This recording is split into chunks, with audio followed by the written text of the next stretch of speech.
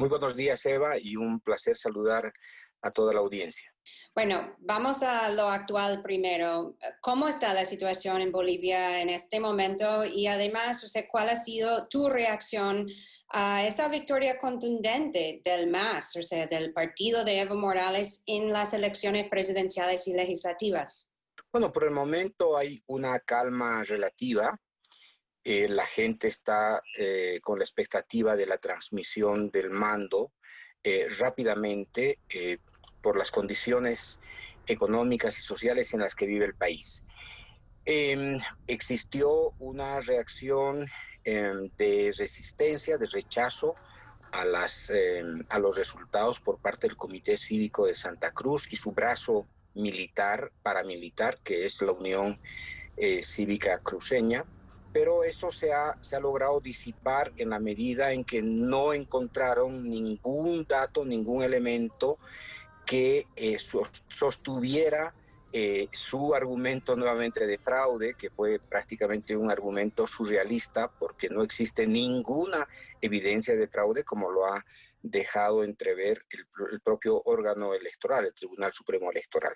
Bueno, justamente, o sea, una gran diferencia de las elecciones este año es el hecho de que bueno, algunos candidatos opositores tardaron un poco para reconocer esta victoria contundente del MAS, pero otros salieron bastante enseguida, como por ejemplo la que ha estado encargada del gobierno de facto, o sea, régimen de facto, desde el golpe de Estado. O sea, ¿qué crees que cambió entonces? O sea, el año pasado también gritaron fraude, aunque no hubo una evidencia más bien del fraude.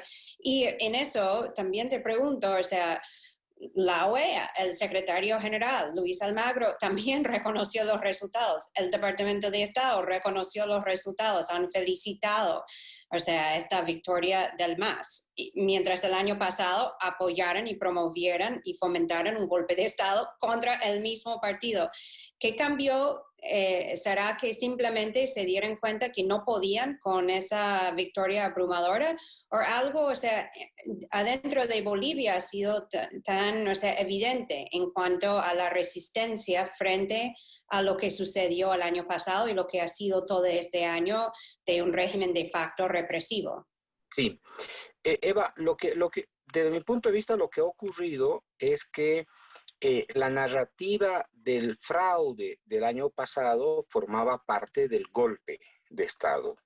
Eh, por lo tanto, estaban preparadas las condiciones para que se produjera el golpe que necesitaba una legitimación tanto interna como internacional que la estaba esperando, obviamente, el gobierno de Estados Unidos. El gobierno de Estados Unidos sabía que se iba a producir el golpe, por supuesto. Sí. En Bolivia lo que se produjo el año pasado fue el método norteamericano Sharp, ¿no es cierto?, de la revolución a colores que se intentó hacer en Venezuela, que se hizo en algunos países de Europa del Este y que en Bolivia se repitió prácticamente con las mismas características, como generas malestar en la sociedad, cómo vas construyendo este malestar, cómo calientas la calle, cómo incendias la calle, cómo encuentras un detonador para que esa calle explote, se genere violencia, reaccione el gobierno, exista por lo tanto un caldo de cultivo para incrementar el clima de violencia y desatar, por supuesto, el golpe. El expresidente Evo Morales ha llamado para la renuncia del secretario general de la Organización de Estados Americanos, la OEA, Luis Almagro. ¿Crees que debería renunciar por el papel que tuvo promoviendo, o sea, una narrativa falsa de fraude que resultó en ese golpe de Estado contra Evo Morales el año pasado?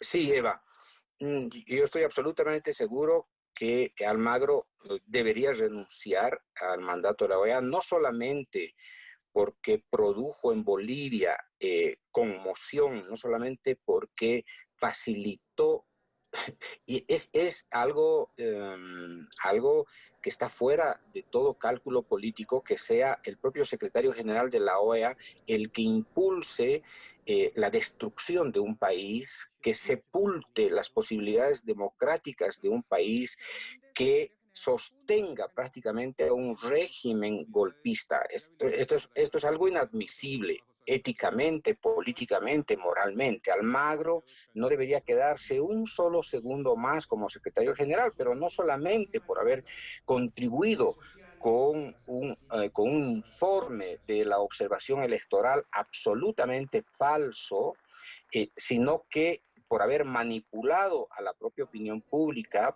y por haber impulsado el golpe, sino porque Almagro se ha convertido en un instrumento vergonzoso de la política exterior norteamericana, de injerencia en los asuntos internos de Bolivia, de la Argentina, de Venezuela y de muchos otros países en América Latina, y esto es insostenible, contraviene los principios básicos de no injerencia de la OEA. Es decir, Almagro ha tenido el mismo papel que Yanine Áñez, desborda el libreto impuesto por Washington y termina no solamente haciendo un papel ridículo, sino también termina haciendo una gestión grotesca, grosera, que lastima la confianza de los países y de la sociedad en un organismo histórico como es la Organización de Estados Americanos. Todos sabemos que la OEA es el Ministerio de Colonias de los Estados Unidos, pero lo que no sabíamos es que ese Ministerio de Colonias se había convertido en un instrumento casi criminal como para matar las democracias en América Latina. Ahora, pronto van a tener un nuevo gobierno en Bolivia, un nuevo gobierno del MAS, o sea, pero con un nuevo líder que no será Evo Morales, sino Luis Arce. ¿Cuáles son, si hay diferencias entre ellos, sus estilos, sus prioridades? Y también cuáles van a ser realmente las prioridades, la plataforma del MAS de ahora en adelante, porque Bolivia está en otra situación por la pandemia, hay una crisis sanitaria, hay una crisis económica, o sea, es algo que está afectando la región y el mundo. De ahora, ¿cómo van a reconstruir lo que estaban o continuar las políticas de Evo Morales? ¿O vamos a ver algo diferente en Bolivia ahora?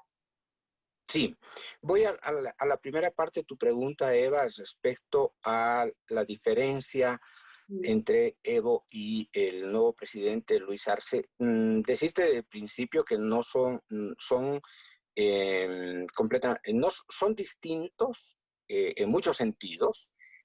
Ha sido un ministro de Economía que ha tenido éxito en la tarea de construir un modelo alternativo de economía al modelo capitalista, depredador, del libre mercado, del individualismo posesivo, bajo, obviamente, bajo el paraguas ideológico, político de Evo Morales. En eso se ha destacado Luis Arce por la disciplina macroeconómica, por la orientación de la política fiscal, por la intervención del Estado en la economía. Por lo tanto, ahí sí Luis Arce tiene su propio papel en el proceso de cambio, en la revolución democrática y cultural del 2005 al 2019. En el futuro, lo veo a Evo más bien como el gran líder, el gran visionario, el gran articulador, el gran arquitecto para sostener el gobierno, para darle fuerza, para darle firmeza al gobierno, trabajando con las organizaciones sociales, preparándose para un largo ciclo de gobierno. Como comprenderás, el 54% el resultado electoral te está diciendo que hay un proyecto político popular de largo plazo. Consecuentemente, Evo debe estar leyendo esa determinación popular indígena para el largo plazo, y por lo tanto Evo ya no dejará de pensar en ser más bien una suerte de gestor o de gobernante para convertirse en el gran líder histórico como lo es hasta el día de hoy. Además, o sea, de esos temas internos normales para un gobierno, o sea, los temas domésticos de economía, de las políticas sanitarias, de los problemas sociales, etcétera, que tiene que reconstruir en el país.